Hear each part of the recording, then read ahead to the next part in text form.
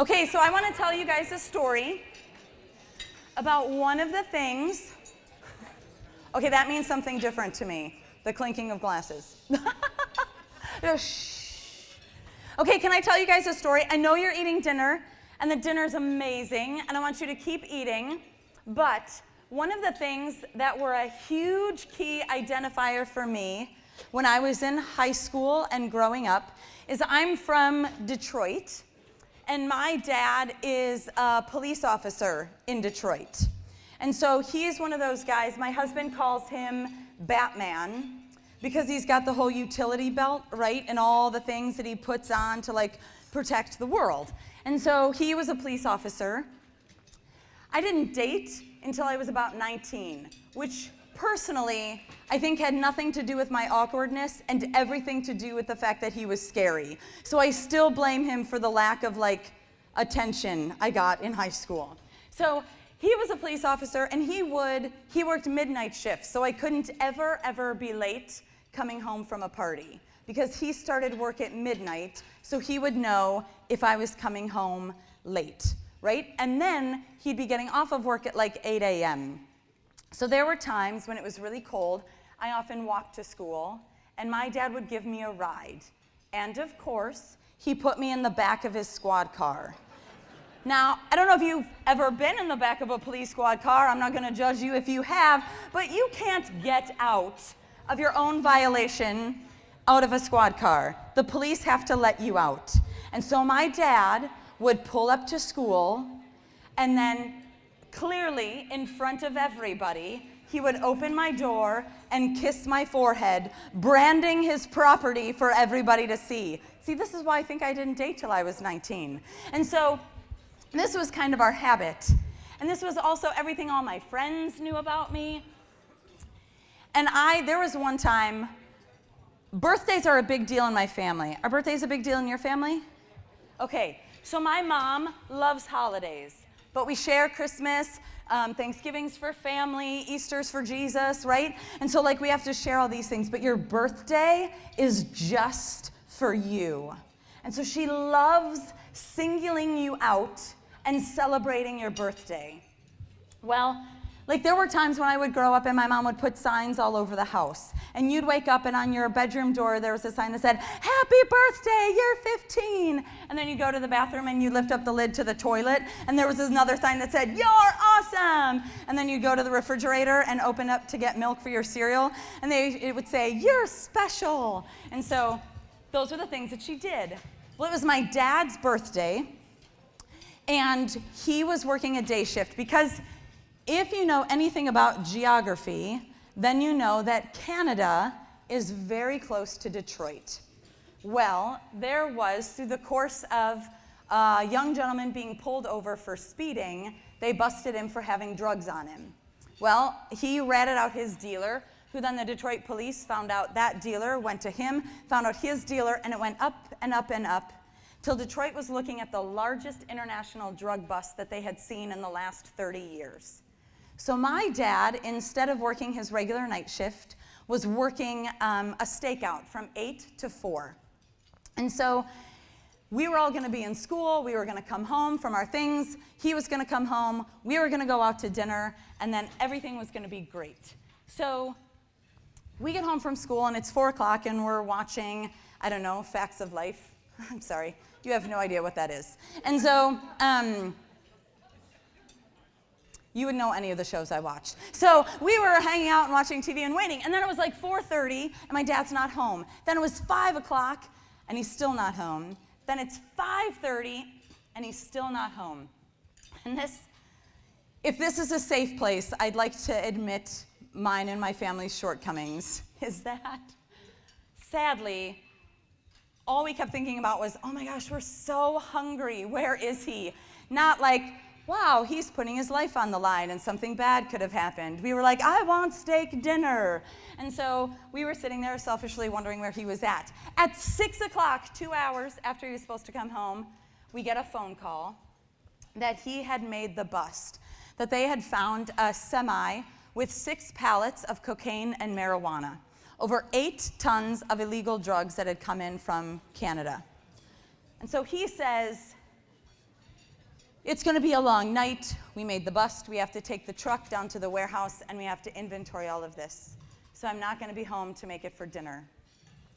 Now, my mom is like 5'4", with red hair and the energy of a small village. Like she's the spunkiest little lady you've ever met.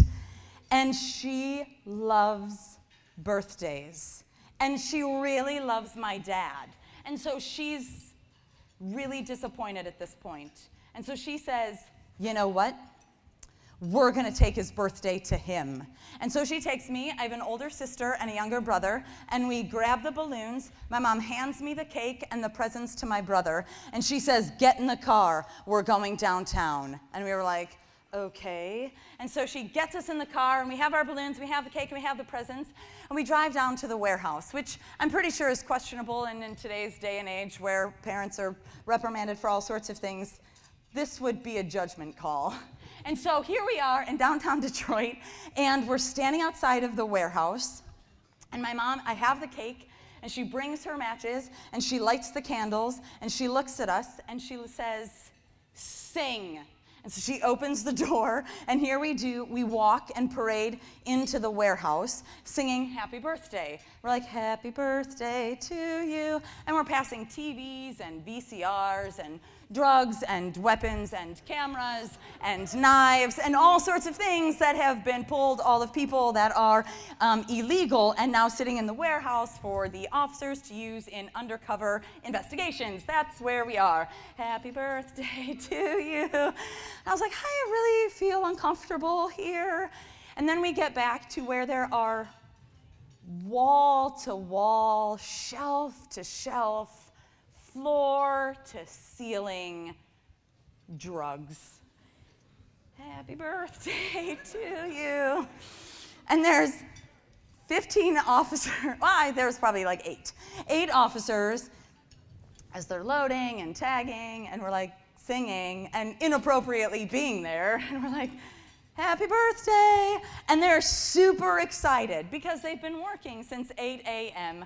on this big, huge bust. There aren't like, it's not set for a banquet, clearly. There aren't tables and chairs for us to hang out. And so they're really excited, and they say, let's everybody gather around and eat cake. And so they pull barrels of cocaine off the shelf, and they put it on the ground. And they grab barrels of marijuana, and they put it on the ground. And we sit around like a campfire at church camp singing Kumbaya on drugs just taken off the Canadian. And we sang, and we ate cake, and we opened presents, and it was awesome. So those are kind of familiar stories to me about what it was like to grow up with a dad in the police force. Friday night was the night that he cleaned all of his weapons, his batons, his handcuffs, his boots, his 4 guns that were hidden throughout the house. We would have family movie night, and he would lay out his barrage of things, and that's what happened. And I think there were parties I wasn't invited to in high school because I was the sergeant's daughter. Everybody at church, my mom's name was Kim, my dad's name was Sarge. Like there was a clear definition about who he was and who we were in relation to him.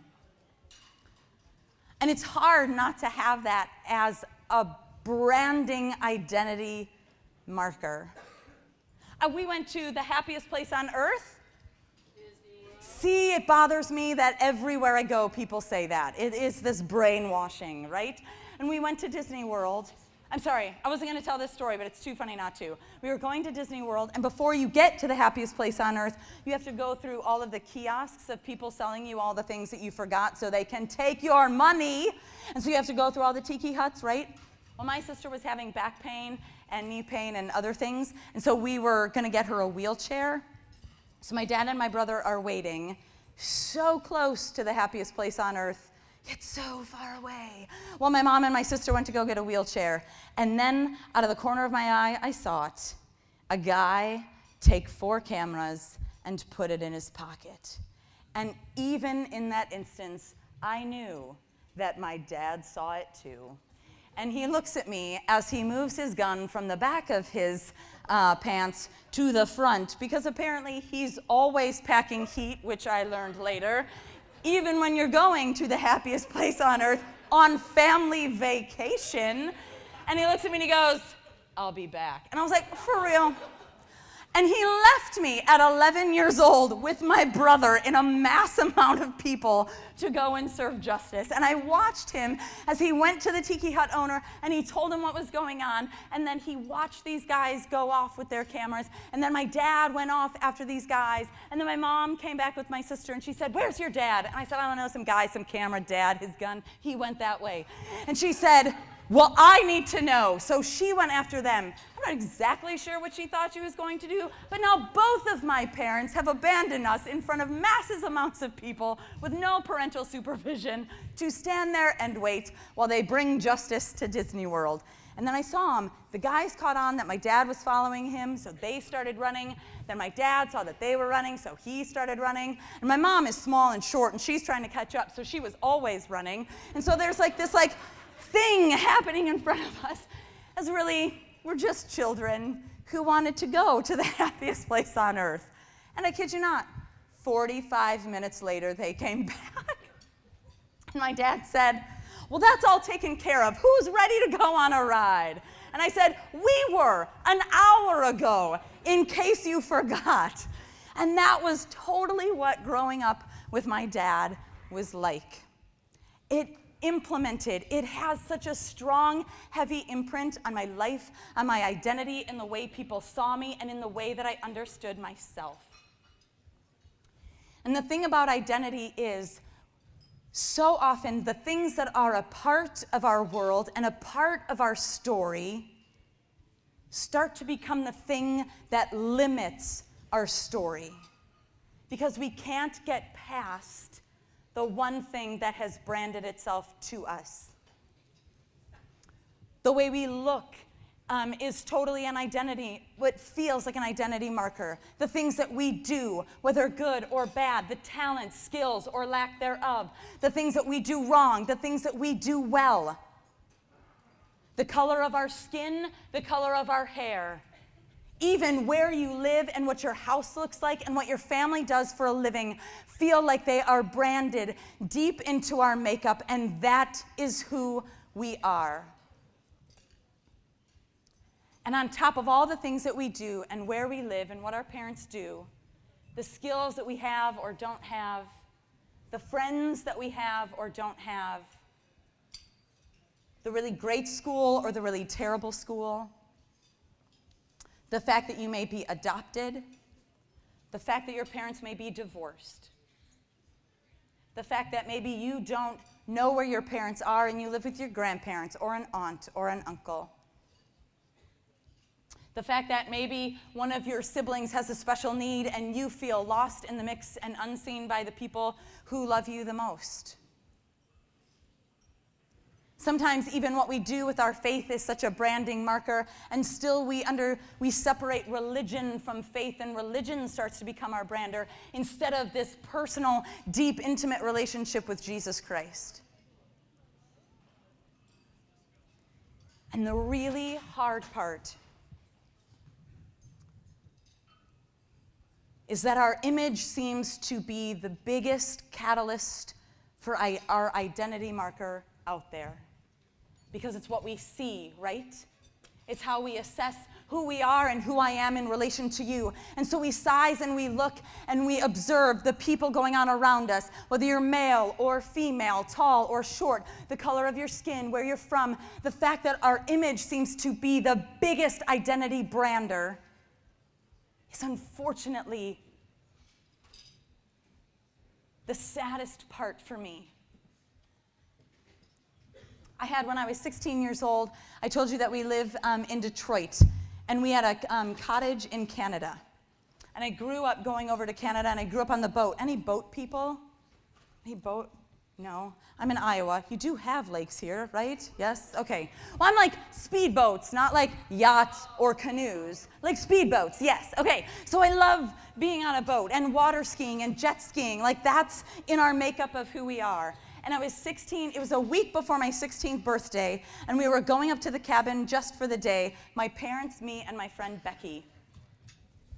And we decided, my parents were like doing chores, boring, and we said, we want to take the jet ski out. And the rule for the jet ski is that you're not allowed to go out alone. No one is allowed to go out on the water alone, whether it's on a tube, on the boat, or on the canoe, or on the jet ski. So Becky and I went together. And we were out having a great time. We had one jet ski, we were on it together. And if you know anything about jet skis, they are fun, but they're more fun alone. And so I dropped Becky off at the beach, and I was going to try practicing some tricks on the jet ski to get ready for the big birthday party the next weekend where my cousins were coming. And we have a severe competition about who can spin the other person off the back of their jet ski. So I had a little practicing to do. And so that's what I was doing. And there were boats leaving the harbor because it was a Sunday. And so there I was, and there was this huge boat, and I was going to jump its wave before going and giving the jet ski back to Becky. And so I went all the way around, and I did full throttle, which, let's be honest, is like 25 or 30 miles an hour. We're not talking like 100 miles an hour here. But I was full throttle, and I was totally going to own this wave. And so I went, and all of a sudden, I'm hitting this wave, and it is far deeper and more of a swell than anything I had anticipated or realized. So much so that my jet ski is now perpendicular to the water. This is not a trick that I do at all. And so now I realize in the split second that I have a couple choices. Either A, stay on and this whole thing is going to fall on me, or jump off. So I jumped off and it still fell on me. And so if you've ever been around a jet ski or a boat, it's made of that really tough plexiglass, right? That you can pound and not break. There's an indent of my mouth on it. A section where my teeth dug into the jet ski, and there's a hole. And so I lost my front teeth. And so after my face collided with the front and the handlebars went into my stomach, and I crashed into the water, I came back up, and there was blood everywhere. And I could feel instantly that I was missing my front teeth. And I thought, this isn't good. And my head hurt, and my body hurt. And I flipped the jet ski over, and I crawled on, and I started it, and I put my head down, and I pointed it in the direction of the beach. The next thing I knew is that I was falling off, and Becky grabbed me, and she got on, and she rode me back home to our cottage. And whether I was hurt that bad or it freaked me out that bad, all I know is that I just kind of came in and out of consciousness over the next hour and a half. At one point, I was in our sweet blue Dodge conversion van with a console TV and the curtains, right? Yes, thank you. And it was awesome, and I was sitting in the bucket seat, and there was a bowl sitting in the middle of the two seats filled with the blood coming from my face, with my brother petting my head saying, "Please don't die, Daniele, please don't die." That's not a nickname you can call me. And in that instant I thought, this is really bad. I'm gonna check out again. And so I did. And then the next thing I knew, we were at the doctor's, and I was getting checked out and running through tests. And that was a big moment for me. I had lost a huge chunk of my gums and my front teeth. They gave me my teeth on a retainer for a few years for my gums to grow back. That was a sweet party trick. Maybe that's why I didn't date. It doesn't matter. So it was a sweet party trick, so I could flip my teeth out, and it was pretty awesome, and put on the table, go to bed. So, and then I finally got my permanent teeth when I was like 20. So everything else, I slept for days. My mouth was so swollen that I couldn't lick my lips. We needed to ice them. And I had bruises all over, and everything was fine. I'm going to tell you this. I told this story at a junior high event one time, and God bless 12-year-old boys. Oh my. This little boy comes up to me after the talk, and he goes, "You know what? I didn't see it before, but up close, I totally see the disfigurement in your face." And I was like,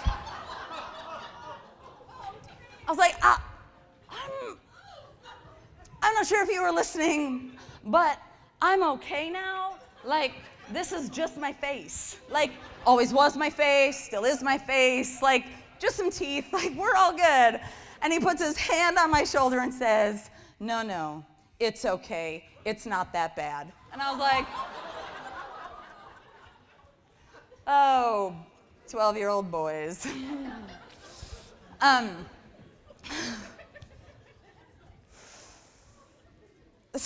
do you come back from that? I said thank you.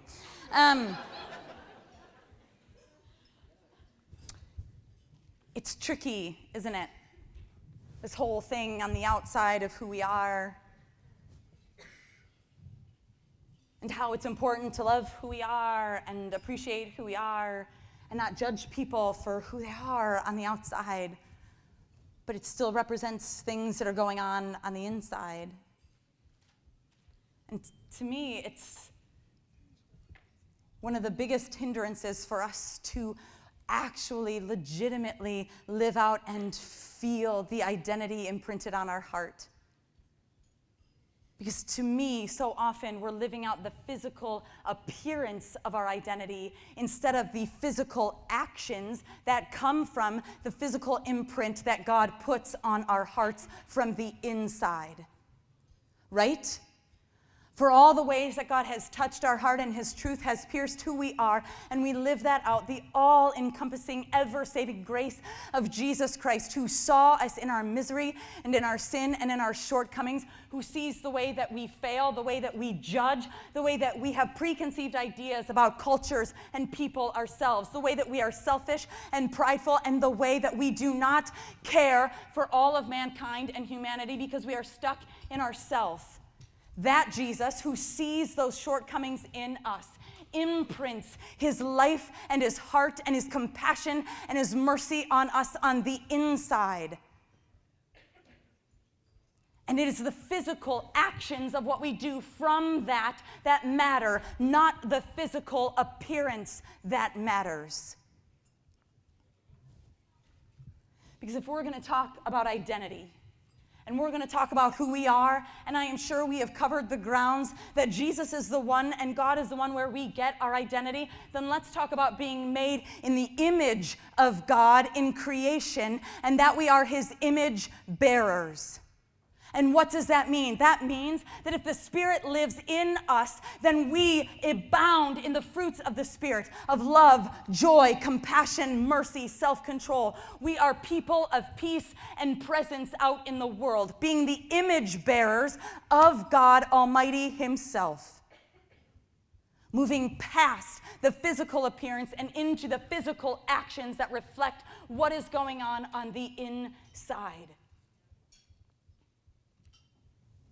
And you all sit in this world where the globe is at your fingertips, and you have moved from being singularly American citizens into being aware of global issues, turning you into a global citizenship. Because if we're going to care about what our identity is, then let's talk about the way that we judge others, preconceive, and have stereotypes about who other people are. Because I believe firmly that people are created in the image of God. And sometimes we get so stuck on what we've heard or what we read or what video or what our friend said or what experience somebody else has that we latch onto these things that we might not fully understand or fully realize are true, and we cast judgments on other people's identity. I don't know about you, but I hate when people do that to me. They cast me in an idea of who they think I am without ever knowing my heart, my story, or my life. So how dare I, as I am trying to figure out who I am in the image of Christ, ever do that to somebody else because of their religion, their culture, or their race? I come from a highly charged neighborhood that is struggling with race and culture and economics.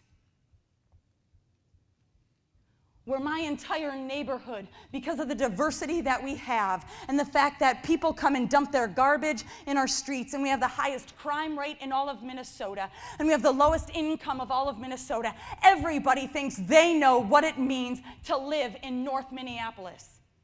Everybody assumes they know. All the Somalians who live there, they have their opinions. All the African Americans who live in my neighborhood, people sure do have their opinions. And apparently, the only white people who live in my neighborhood are there to save it. And I hate that. Because all of that is people on the outside casting ideas and judgments and our identity on ourselves without anybody ever caring to get to know people for who they really are. If you want people to treat you with respect and understanding and hear your story and give you the decency of listening, and I'm sorry, I'm moving maybe into more humanity than I am spirituality, but they are intricately, intimately, undeniably, they cannot be separated. Because I believe our humanity designed by God is spiritual. So to me, issues of race and culture and economics are very spiritual to me. Because it is human interaction. It is our hearts trying to reach out to other people. And one of the hardest things to witness is watching other people, and myself included, decide who is worth our time and our money and our effort. And so we weigh and we measure people.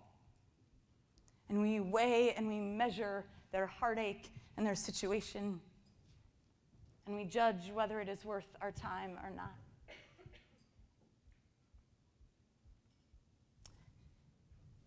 And that's my awareness, because most people think that in North Minneapolis, people aren't worth their time because it'll never make a difference.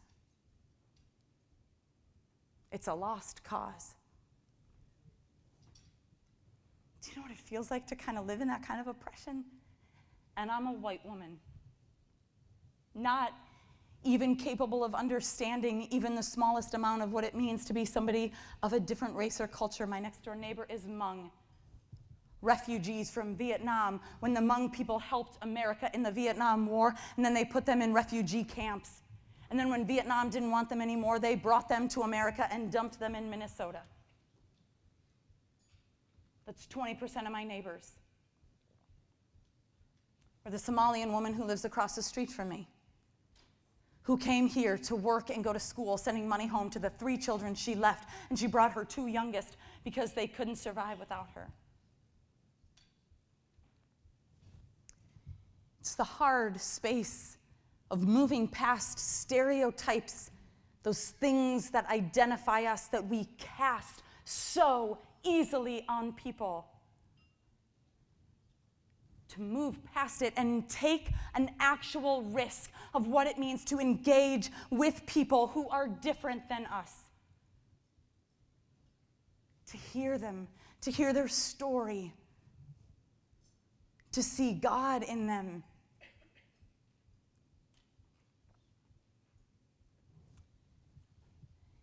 It's very dear to my heart to be a person who tries to live out the image of God, carrying and bearing his image, being a person of peace, being a person of compassion, being a person who listens not to respond, but a person who listens to understand. Who wants to be remembered for putting her feet in the street and being somebody who actually did something. And I think our world is overwrought with people in need, and it gets overwhelming to know how to be that image bearer of Christ to the gravity of destruction and war and poverty and isolation and loneliness. Not just maybe in our homes or in our neighborhoods, but in our school, in our communities, and yes, in the world. And I heard a speaker one time say, the need is the call. That is how we navigate our way in learning how to respond to the things that are going on around us. Is the need is the call. If God has opened your eyes to see a need, then he is calling you to do something about it. Because we could be in a room full of 350 kids, and there is one person crying in the back, and maybe a handful of people notice this person in total lostness and pain. I do believe that if God opens our eyes to see a need, then he's asking us to respond to it. Because it's what he does. It's how he lives and exists in the world. And I do want to tell you guys real quick before we're done. I made a commitment to get 15 kids sponsored through Compassion this month. Have any of you heard of Compassion International? Raise your hand, any? Yes? Compassion International is an organization that, under a recent study, found them to be of the highest caliber, most trustworthy sponsorship organization out there, where people in developed countries are able to sponsor children in underdeveloped countries for $38 a month, where 80% of that money goes directly to the child and 20% doesn't go to the president of Compassion and to the headquarters in Colorado. It actually goes to the project that supports and teaches and works in the community of the child you're sponsoring. And you know what I love about Compassion? Compassion is this perfect blend of living out your identity while giving an opportunity for somebody else to hear about theirs. Because it's not just food, it's not just medicine, it's not just an education, it is a connection to the church. It is Bible study, it is worship, it is a Christian education, and it is Dave year.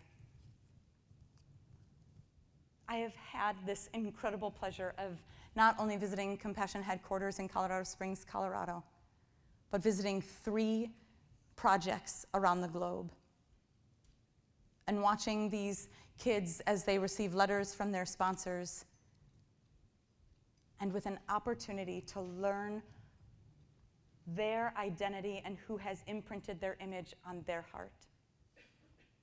Because to me, the greatest thing we do with our identity in Christ and the image that we bear is to bear witness and to provide opportunity for others to understand and know the all-surpassing love and mercy and compassion of Jesus Christ.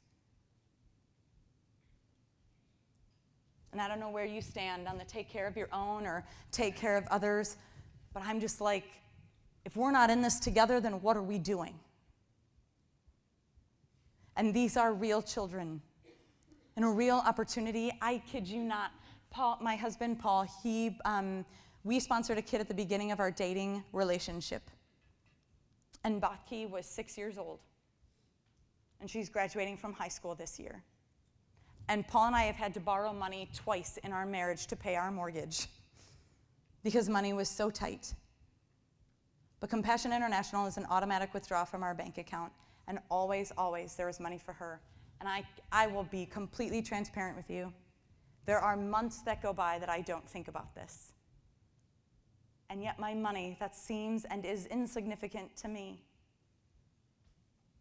has been with this girl from the age of 6.